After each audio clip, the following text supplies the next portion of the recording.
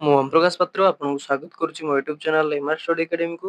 ଆଶା କରୁଛି ସମସ୍ତେ ଭଲରେ ଥିବେ ଏବଂ ଆଗାମୀ ପରୀକ୍ଷା ପାଇଁ ଆପଣଙ୍କ ପ୍ରିପାରେସନ୍ ଭଲ ଭାବରେ ଚାଲିଥିବ। ଆଗାମୀ ଡିଏଲ୍‌ଇଡି ଏଣ୍ଟ୍ରାନ୍ସ ବା ଯୋଉ ସିଟି ଏଣ୍ଟ୍ରାନ୍ସ 2024 ହେବାକୁ ଯାଉଛି, ଆପଣ ସେଥିପାଇଁ ଯଦି ପ୍ରିପାରେସନ୍ କରୁଛନ୍ତି, ଏ ଭିଡିଓଟି ଆପଣଙ୍କ ପାଇଁ ବହୁତ ଗୁରୁତ୍ୱପୂର୍ଣ୍ଣ। କାରଣ ଏଇ ଭିଡିଓରେ ମୁଁ ପୂର୍ବ ବର୍ଷର କିଛି କ୍ୱେଶ୍ଚିନ୍ ଯୋଉଟାକି ସୋସିଆଲ ସାଇନ୍ସ ଉପରେ ଅଛି, ସେଗୁଡାକୁ ଡିସ୍କସନ୍ କରିବି ହେଲା। ଯାହାଦ୍ୱାରା କି ପ୍ରିଭିୟସ୍ ଇୟର କ୍ୱେଶ୍ଚିନ୍ ଯେହେତୁ ରିପିଟ୍ ହଉଛି, ତେଣୁ ୟାର ବହୁତ ଚାନ୍ସେସ୍ ଅଛି ଯେ ୟା ଭିତରୁ ଯେକୌଣସି ଗୋଟେ କ୍ୱେଶ୍ଚିନ୍ ଆପଣଙ୍କୁ ସେ ଉପରେ ଆସିବ। ତେଣୁ ଯିବା କଣ ସବୁ କ୍ୱେଶ୍ଚିନ୍ ଅଛି ଦେଖିବା, ଡିସ୍କସନ୍ କରିବା ହେଲା। ପ୍ରଥମ କ୍ୱେଶ୍ଚିନ୍ କଣ ଅଛି? ନିମ୍ନଲିଖିତ ଉକ୍ତି ଗୁଡିକ ମଧ୍ୟରୁ କେଉଁ ଉକ୍ତିଟି ସମାକ୍ଷର ରେଖା ସମ୍ବନ୍ଧରେ ସଠିକ ଅର୍ଥ ପ୍ରକାଶ କରୁଛି? ହେଲା, ଅପସନ କଣ ଦେଇଛି? ଦ୍ରାଘିମା ରେଖା ସମାକ୍ଷର ରେଖାକୁ କୁହାଯାଏ, ନା ଯେ ଅକ୍ଷାଂଶ ରେଖାକୁ ସମାକ୍ଷର ରେଖା କୁହାଯାଏ, ନା ଯେ ସମାକ୍ଷର ରେଖା ପୃଥିବୀର ଉତ୍ତର ମେରୁ ଓ ଦକ୍ଷିଣ ମେରୁକୁ ଯୋଗ କରିଥାଏ, ଆଉ ଯେ କଣ ମଧ୍ୟ ଦିନ ରେଖା ମଧ୍ୟ ସମାକ୍ଷର ରେଖା କୁହାଯାଏ। ସମାକ୍ଷର ରେଖା କହିଲେ କଣ ବୁଝାଯାଏ? ନା ଯୋଉଟା ଆମେ କଣ କହିଥାଉ ନା ଏ ଯୋଉ ଟର୍ମ ପାରାଲାଲ ହେଲା, ମାନେ କଣ କହିଛି? Who in which of the following statement is the correct explain to the term parallels ହେଲା। ପାରାଲାଲ୍ସ ଆମେ କଣ କହିଥାଉ? Parallels are lines of longitude ସହିତ ସମାନ ହବ, ନା ହଉଛି ପାରାଲାଲ୍ସ ଲାଇନ୍ସ କାହା ସହିତ ଲାଟିଚ୍ୟୁଡ ସହିତ ମାନେ ସମାନ୍ତର ରହିବ, ନା ହଉଛି parallel connect with north to south pole, ଯୋଉଟା କି ଆମେ ଯଦି ପୃଥିବୀରେ ନର୍ଥ ଟୁ ସାଉଥ ଏଇଟା କନେକ୍ଟ କରୁଛି, ଆମେ କହିବା ତାକୁ ପାରାଲାଲ୍ସ। ନା ହଉଛି meridians are also known as parallels. ମେରିଡିଆନକୁ ଆମେ କହିବା ଯେ ଆମେ ପାରାଲାଲ୍ସ ବୋଲି, ଯୋଉ ଆମର କଣ କୁହନ୍ତି ଓଡିଆରେ ନା ସମାକ୍ଷର ରେଖା ବୋଲି। ତେଣୁ ଏହାର ସଠିକଟି କଣ ହବ? ନା ଅପସନ ନମ୍ବର ବି, ଯେଟା କି ଅକ୍ଷାଂଶକୁ ଆମେ କଣ କହିବା? ନା ସମାକ୍ଷର ରେଖା ବୋଲି କହିବା। ଠିକ ପଚାରିଥିଲା, ସଠିକ ଅର୍ଥ ପ୍ରକାଶ କରୁ, ତେଣୁ ଅକ୍ଷାଂଶକୁ ଆମେ କଣ କହିବା? ସମାକ୍ଷର ରେଖା। ଯଦି ପଚାରେ କଣ ହବ, ଯେମିତି ନର୍ଥ ସାଉଥ ହେଲା, ଏଟା ମନେ ରଖିବେ କଣ ସମାକ୍ଷର ରେଖା କଣ କରେ? ନା ଇଷ୍ଟ ରୁ ୱେଷ୍ଟ କୁ ଯୋଗ କରିଥାଏ ହେଲା। ଇଷ୍ଟ ଟୁ ୱେଷ୍ଟ ଯୋଉଟା ରେଖାଟା ଥାଏ, ସେଟା କାହା ସହିତ ସମାନ? ନା ହଉଛି ପାରାଲାଲ ସହିତ ସମାନ ହବ। ଦକ୍ଷିଣରୁ ଆମର କଣ ଯୋଉ ଉତ୍ତରରୁ ଉତ୍ତରରୁ ଯୋଉ ସରି ପୂର୍ବରୁ ପଶ୍ଚିମ, ଉତ୍ତର ଦକ୍ଷିଣକୁ କୁହାଯାଏ, ସେଟା କଣ କୁହାଯାଏ? ନା ଆମର ଲଙ୍ଗିଟ୍ୟୁଡ ବୋଲି କୁହାଯାଇଥାଏ। ପରବର୍ତ୍ତୀ ପ୍ରଶ୍ନକୁ ଯିବା। ପରବର୍ତ୍ତୀ ପ୍ରଶ୍ନ ହେଉଛି, ଭାରତ ସମ୍ବିଧାନରେ ଜରୁରୀକାଳୀନ ପରିସ୍ଥିତିରେ ମୌଳିକ ଅଧିକାର ବାତିଲ ନିମ୍ନଲିଖିତ ଦେଶର କୋଉ ମଧ୍ୟରୁ କାହା ସମ୍ବିଧାନରେ ଅଣାହେଇଛି? ହେଲା, ଏହା କନଷ୍ଟିଟ୍ୟୁସନ ବା ପଲିଟି ଉପରେ କ୍ୱେଶ୍ଚନ ଡାଲା ଯେ ଆମର ଯୋଉ ଗୁଡାକ ଆମର ଜରୁରୀକାଳୀନ ପରିସ୍ଥିତି ବା ଏମର୍ଜେନ୍ସି ଯୋଉ ଆସିଥାଏ, ସେଥିରେ ଆମର ମୌଳିକ ଅଧିକାର ଗୁଡାକ ସସ୍ପେଣ୍ଡ କରିଦେଇଛି। ସେଇ ଆମର ପଦ୍ଧତିଟାକୁ କୋଉଠୁ ଅଣାହେଇଛି? ଯୁକ୍ତରାଷ୍ଟ୍ର ଆମେରିକାରୁ, ଫ୍ରାନ୍ସରୁ, ଜର୍ମାନୀରୁ, ଯୁକ୍ତରାଜ୍ୟ ବା ଆମର ଯୋଉ ୟୁନାଇଟେଡ କିଙ୍ଗଡମ ହେଲା। କୋଉଠୁ ଅଣାହେଇଛି ଏଇ ଯୋଉ ସିଷ୍ଟମଟା? ଏହାର ସଠିକ ଉତ୍ତରଟି କଣ ହବ? ନା ଅପସନ ନମ୍ବର ସି, ଏଟା କି ଜର୍ମାନୀ ହେଲା। ମନେ ରଖିଥିବେ ଏଇଟା କଣ ହେଇଛି, କୋଉଠୁ ଅଣାହେଇଛି? ନା ଜର୍ମାନୀରୁ ଏଇଟା ଅଣାହେଇଛି। ଯେଟା କି ଆମର କଣ କରାଯାଏ? ନା ହଉଛି ଜରୁରୀକାଳୀନ ପରିସ୍ଥିତିରେ ମୌଳିକ ଅଧିକାର ଯୋଉଟାକୁ ବାତିଲ କରିଦିଆଯାଏ। କିନ୍ତୁ ମନେ ରଖିଥିବେ, ଯଦି କ୍ୱେଶ୍ଚନ ପଚାରିବି ବାତିଲ କଲା ପରେ ମଧ୍ୟ 20 ଆଉ 21 ଯୋଉଟା କି ରହିଛି ଫଣ୍ଡାମେଣ୍ଟାଲ ରାଇଟ, ସେଟା ସସ୍ପେଣ୍ଡ ହୁଏ ନାହିଁ ହେଲା। ମନେ ରଖିଥିବେ ସବୁ ହେଇଛି, କିନ୍ତୁ 20 21 ଟା ହୁଏ ନାହିଁ। ପରବର୍ତ୍ତୀ ପ୍ରଶ୍ନକୁ ଯିବା। ପରବର୍ତ୍ତୀ ପ୍ରଶ୍ନ କଣ ଅଛି? ମଧ୍ୟ ପ୍ରଦେଶରେ ଝାବୁଆ ଜିଲ୍ଲା ମନୁଷ୍ୟ ଦ୍ୱାରା ସଂରକ୍ଷିତ କରାଯାଇ ପାରୁଥିବା କେଉଁ ସମ୍ବଳ ଏକ ଅନନ୍ୟ ଉଦାହରଣ ଅଟେ? ହେଲା, ମୃତ୍ତିକା ଅବକ୍ଷୟ ନିରାକରଣ, ଖଣିଜ ସମ୍ବଳର ସଂରକ୍ଷଣ, ଅରକ୍ଷିତ ଜମିର ଅବକ୍ଷରଣ, ନା ହଉଛି ବନ୍ୟ ପ୍ରାଣୀ ସଂରକ୍ଷଣ। କୋଉଟା ଆମର ମାନେ ଏଇ ଯୋଉ ମଧ୍ୟପ୍ରଦେଶର ଝାବା ଜିଲ୍ଲାରେ ମଣିଷ ଦ୍ୱାରା ସଂରକ୍ଷିତ କରାଯାଇ ପାରୁଥିବା ଏକ ସମ୍ବଳର ଉଦାହରଣ ହେଲା। ଏହାର ସଠିକଟି କଣ ହବ? ନା ଅପସନ ନମ୍ବର ସି, କି ଅରକ୍ଷିତ ଜମିର ଅବକ୍ଷରଣ ହେଲା। এটা କଣ କୁହାଯାଏ? ନା ହଉଛି ରିଜର୍ଭ ଲ୍ୟାଣ୍ଡ ଡିଗ୍ରେଡେସନ ହେଲା। ଯୋଉ ରିଜର୍ଭ ଯୋଉ ଯେଗୁଡାକ କଣ କରାଯାଇଛି, ରିଜର୍ଭ ରେ ସେଟା କଣ କରୁଛି ଲୋକମାନେ? ନା ଅବକ୍ଷରଣ, ମାନେ ସେଥିରେ ଆସିକି ମନ ଇଚ୍ଛା ଚାଷ କରୁଛନ୍ତି, ତାକୁ ମୂର୍ତ୍ତି କ୍ଷୟ କରୁଛନ୍ତି, ନା ସେଟାକୁ ସେମାନେ କଣ କରୁଛନ୍ତି? ନା ଆମର ସଂରକ୍ଷିତ କରିପାରୁଛନ୍ତି ହେଲା। ପରବର୍ତ୍ତୀ ପ୍ରଶ୍ନ ଅଛି, କଣ ନିମ୍ନଲିଖିତ ମଧ୍ୟରୁ କେଉଁଟି ଭୂତକର ଉପର ସ୍ତର? ହେଲା, ଭୂତକ ଯୋଉ ରହିଛି ତାର ଉପର ସ୍ତରଟା କଣ ହବ? ଆର୍ଥର ଯୋଉ କ୍ରଷ୍ଟ କୁହାଯାଏ, ଭୂତକ ଉପରେ ଅଛି କ୍ରଷ୍ଟ, ମାଣ୍ଟାଲ କୋର, ତା ଭିତରୁ କୋଉଟା ଉପରେ ଥାଏ? ଅପସନ କଣ ଅଛି? ସୀସା ଥାଏ, ମହାସାଗର ଥାଏ, ସିଆଲ ଥାଏ, ନା ମହାଦେଶ ଥାଏ ହେଲା।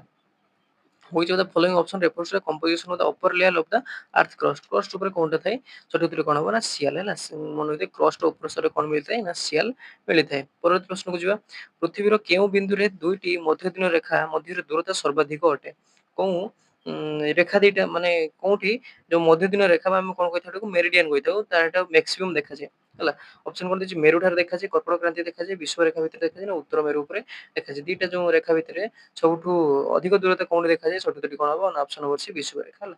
କହିବେ ଶୁଣନ୍ତୁ, ଏଇଟା ଯଦି ପୃଥିବୀ ହବ, ଏଇଠୁ ରେଖା ଗୁଡାକ ଯୋଉ ଟଣା ହେଲା, ସେଟା କଣ କୁହାଯାଏ? ଏଇଟା କଣ କୁହାଯାଏ? ନା ମେରିଡିଆନ୍ସ ବୋଲି କୁହାଯାଏ। ପାରାଲାଲ କହିଲେ ଉତ୍ତରରୁ ଦକ୍ଷିଣ ଯିବ, ଆଉ ସରି ପାରାଲାଲ୍ସ କହିଲେ କଣ? ଉତ୍ତର ଦକ୍ଷିଣ। ମେରିଡିଆନ୍ସ କହିଲେ କଣ? ଦକ୍ଷିଣରୁ ସରି ଉତ୍ତରରୁ ଏଇ ଯୋଉ ଉପରୁ ତଳ ହେଲା, ନର୍ଥରୁ ସାଉଥକୁ। ପାରାଲାଲ କହିଲେ କଣ? ପୂର୍ବରୁ ପଶ୍ଚିମ, ଆଉ ମେରିଡିଆନ୍ସ କହିଲେ ଉତ୍ତରରୁ ଦକ୍ଷିଣ ହେଲା। ତେଣୁ କହିଲା କଣ ଯେ କୋଉଠି ସର୍ବାଧିକ ଦୂରତା ହବ। ତେଣୁ ଦେଖନ୍ତୁ ମେରୁଠାରେ ସବୁଠୁ କମ୍ ଯଦି କ୍ୱେଶ୍ଚନ୍ ପଚାରେ କୋଉଠି କମ୍ ହୁଏ ମେରୁଠାରେ ହବ ଉତ୍ତର ମେରୁ, ଦକ୍ଷିଣ ମେରୁ। ଆଉ ଯଦି ଅଧିକ ପଚାରେ ଯେହେତୁ ଏଠି ଇକ୍ୱେଟରଟା ଯାଇଛି ହେଲା ବିଷୁବରେଖା ଯାଇଛି ତେଣୁ ସେଇଠି କଣ ହଉଛି ଦେଖନ୍ତୁ ଏଠୁ ଏଠି ଦୂରତା ଭିତରେ ସବୁଠୁ ଅଧିକା ରହୁଛି। ତେଣୁ ବୁଝିପାରିଲେ? କାହିଁକି ନା କମ୍ ହେଲେ ବି ଆପଣ ଲେଖିପାରିବେ କିଛି ଅସୁବିଧା ନାହିଁ। ପରବର୍ତ୍ତୀ କ୍ୱେଶ୍ଚନକୁ ଯିବା। ପରବର୍ତ୍ତୀ ପ୍ରଶ୍ନ ଦେଇଛି ଅଧିକାଂଶ ପରିଷ୍କୃତ ଉପକରଣ ନିମ୍ନୋକ୍ତ ମଧ୍ୟରୁ କୋଉ ଯୁଗରେ ମିଳିଥାଏ? କୋଉ ଯୁଗରେ ଆମେ କଣ କରିଥାଉ ପରିଷ୍କୃତ ପୁରା ଯୋଉ ଟୁଲ୍ ଗୁଡାକ ବ୍ୟବହାର କରିଥାନ୍ତି। ଅପସନ କଣ ଦେଇଛି ମେସୋଲିଥିକ ଯୁଗରେ, ପୁରା ପଷାଣ ଯୁଗରେ ଯେଠି ପେଲିଓଲିଥିକ ବୋଲି କୁହାଯାଏ, ନିଓଲିଥିକ ବା ନବପଷାଣ ଯୁଗରେ ନା ହଉଛି ଆଧୁନିକ ବା ମଡର୍ଣ୍ଣ ଏଜରେ। କୋଉ ସମୟରେ ସେମାନେ କଣ କରିଥାନ୍ତି ପୁରା ଆମର ସଫଲିଷ୍ଟିକେଟେଡ ବା ଅଧିକାଂଶ ପରିଷ୍କୃତ ଉପକରଣ ବ୍ୟବହାର କରୁଥିଲେ। ସଠିକ ଉତ୍ତରଟି କଣ ହବ? ଅପସନ ନମ୍ବର ସି ଯୋଉଟା କି ନବପଷାଣ ଯୁଗ ବା ନିଓଲିଥିକ ଏଜରେ ମାନେ ବେଶୀ କଣ କରୁନଥିଲେ ବେଶୀ ପରିଷ୍କାର କରୁନଥିଲେ କି କମ ପରିଷ୍କାର କରୁନଥିଲେ କଣ କରୁଛି ସଫିଷ୍ଟିକେଟେଡ ଟୁଲ ବ୍ୟବହାର କରୁଥିଲେ। ପରବର୍ତ୍ତୀ ପ୍ରଶ୍ନକୁ ଯିବା। ଟ୍ରପୋସ୍ଫିୟର ଏବଂ ଷ୍ଟ୍ରାଟୋସ୍ଫିୟର ଆବଦ୍ଧ ଅଞ୍ଚଳକୁ ଆମେ କଣ କହିବା? ଟ୍ରପୋସ୍ଫିୟର ଆଉ ଷ୍ଟ୍ରାଟୋସ୍ଫିୟର ମଧ୍ୟବର୍ତ୍ତୀ ଅଞ୍ଚଳ ଯୋଉଟା ଅଛି ଲେୟାର ଭିତରେ ତାକୁ କଣ କହିବା? ଷ୍ଟ୍ରାଟୋସ୍ଫିୟର କହିବା, ମେସୋସ୍ଫିୟର କହିବା, ଟ୍ରପୋସ୍ଫିୟର କହିବା ନା ଏକ୍ସୋସ୍ଫିୟର କହିବା? କଣ କାହା ଭିତରେ କହିଲେ ଟ୍ରପୋସ୍ଫିୟର ଆଉ ଷ୍ଟ୍ରାଟୋସ୍ଫିୟର ଭିତରେ? ସଠିକ ଉତ୍ତରଟି କଣ ହବ ନା ଅପସନ ନମ୍ବର ସି ଟ୍ରପୋସ୍ଫିୟର ବା ଟ୍ରପୋପଜ। ଏଟା ସ୍ଫିୟର ହବନି ଟ୍ରପୋପଜ ହବ ହେଲା। ମଝି ସ୍ଥାନଟାକୁ ପଜ ବୋଲି କୁହାଯାଏ। ଦିଟା ଲେୟାର ମଝିରେ ଯୋଉ ଜାଗାଟା ଥାଏ ତାକୁ ପଜ ବୋଲି କୁହାଯାଏ। ତେଣୁ ଟ୍ରପୋସ୍ଫିୟର ଆଉ ଷ୍ଟ୍ରାଟୋସ୍ଫିୟର ଭିତରେ କଣ ଅଛି ନା ଯେହେତୁ ମନେ ରଖିବେ କଣ ହବ ତଳ ଯୋଉ ସ୍ତରଟା ଅଛି ସେ ଅନୁସାରେ ନେମିଂ ହବ। ଯେମିତି ଟ୍ରପୋସ୍ଫିୟର ତଳଟା ଅଛି ଉପରେ କଣ ଷ୍ଟ୍ରାଟୋସ୍ଫିୟର ଅଛି ତଳ ଅନୁସାରେ ନେମିଂ ହବ। ଟ୍ରପୋ ମାନେ ଏଠି ଟ୍ରପୋପଜ ହବ। ଉପରେ ସେମିତି ଷ୍ଟ୍ରାଟୋସ୍ଫିୟର ଯଦି ଉପରକୁ ଯାଆନ୍ତି ଗୋଟେ ସ୍ତର ହେଲା ସେ ଅନୁସାରେ କଣ ତା ନାଁଟା ହବ ନା ଷ୍ଟ୍ରାଟୋପଜ ବି ହବ। ତେଣୁ ତଳ ଲେୟାର ଅନୁସାରେ କନଫ୍ୟୁଜନ ହେବେ ସେଥିପାଇଁ କହିଦେଲି।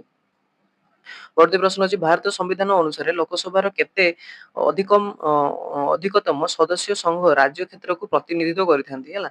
କେତେ ଯାଇଥାନ୍ତି? ଅପସନରେ କଣ ଦେଇଛି 18, 19, 17, 20 ହେଲା। ଆମ ସମ୍ବିଧାନ ଅନୁସାରେ ଲୋକସଭାରୁ କେତେ ଜଣ ଆମର କଣ ଯାଇଛନ୍ତି ରାଜ୍ୟସଭାକୁ ଯାଇଥାନ୍ତି ହେଲା। Indian constitution what is the maximum number of member in Lok Sabha who represent Indian territory? Union territory କେତେ ଜଣ ରିପ୍ରେଜେଣ୍ଟ କରିଥାନ୍ତି ହେଲା। ତେଣୁ ଏହା ସଠିକ ଉତ୍ତରଟି କଣ ହବ ନା ଅପସନ ନମ୍ବର ଡି ଯେଟା କି 20 ଜଣ। ମାନେ ୟୁନିୟନ ଟେରିଟୋରୀ ଆମର ଦେଶରେ କେତେ ଜଣ ରିପ୍ରେଜେଣ୍ଟ କରିଥାନ୍ତି ଲୋକସଭାରେ ନା 20 ଜଣ ରିପ୍ରେଜେଣ୍ଟ କରିଥାନ୍ତି। ପରବର୍ତ୍ତୀ ପ୍ରଶ୍ନକୁ ଯିବା। ପରବର୍ତ୍ତୀ ପ୍ରଶ୍ନ ଅଛି ନିମ୍ନୋକ୍ତ ମଧ୍ୟରୁ କେଉଁ ପ୍ରକାରର ସମ୍ବିଧାନରେ କେବଳ ଏକ ସାଧାରଣ ସଂଖ୍ୟା ଗରିଷ୍ଠତା ଦ୍ୱାରା ସମ୍ବିଧାନରେ ପରିବର୍ତ୍ତନ ଅଣାଯାଇପାରିବ? ସାଧାରଣ ଗରିଷ୍ଠତା ବା ଆମର ଯୋଉ କଣ କୁହନ୍ତି ନା ଆମେ ଖାଲି ସିମ୍ପଲ ମେଜରିଟି ଯେଟା କୁହାଯାଏ। ଅପସନ କଣ ଦେଇଛି ନମନୀୟ, କଠୋର, ସରଳ, ଜଟିଳ। କୋଉ ପ୍ରକାର ପରିବର୍ତ୍ତନ ଆଣିପାରିବା? ସଠିକ ଉତ୍ତରଟି କଣ ହବ ନା ଅପସନ ନମ୍ବର ଏ ନମନୀୟ ହେଲା। ନମନୀୟ ବା ଫ୍ଲେକ୍ସିବୁଲ ଦ୍ୱାରା କି କଣ କରିବା ଆମେ ସମ୍ବିଧାନ ପରିବର୍ତ୍ତନ ଆଣି ସାଧାରଣ ଯୋଉଟା କି ସିମ୍ପଲ ମେଜରିଟିର ଚେଞ୍ଜ ଆଣିପାରିବା। ପରବର୍ତ୍ତୀ ପ୍ରଶ୍ନକୁ ଯିବା। ଏ ଯୋଉ ଶିଖର ନିମ୍ନଲିଖିତ ମଧ୍ୟରୁ କେଉଁ ଶବ୍ଦ ଅର୍ଥ ଧାର୍ମିକତା ଏବଂ ଉଚିତ ଧାର୍ମିକ ଅଭ୍ୟାସ? which of the following words in Sikh means the path of righteous and proper religious practice? ଗ୍ରାନ୍ଥ ନା ହଉଛି ଗଣ୍ୟନ, ଜ୍ଞାନ ନା ହଉଛି ଧର୍ମ ନା ହଉଛି ସଂଘ ହେଲା। ସଠିକ ଉତ୍ତରଟି କଣ ହବ ନା ଅପସନ ନମ୍ବର ସି କି ଧର୍ମ ହେଲା। ତାଙ୍କର ଇଏ ଅନୁସାରେ ଧର୍ମର Sikh means the path of rightness and proper religious practice ହେଲା। ଏ ଯୋଉ ଧର୍ମର ମାନେ ହଉଛି ଯେ ରାଇଟ ଯେଟା କି ଧାର୍ମିକତା ଆଉ ହଉଛି କଣ ଉଚିତ ଅଭ୍ୟାସ ଯେଟା କି ହେଇଥାଏ ହେଲା। ବୁଝିଲେ ନା?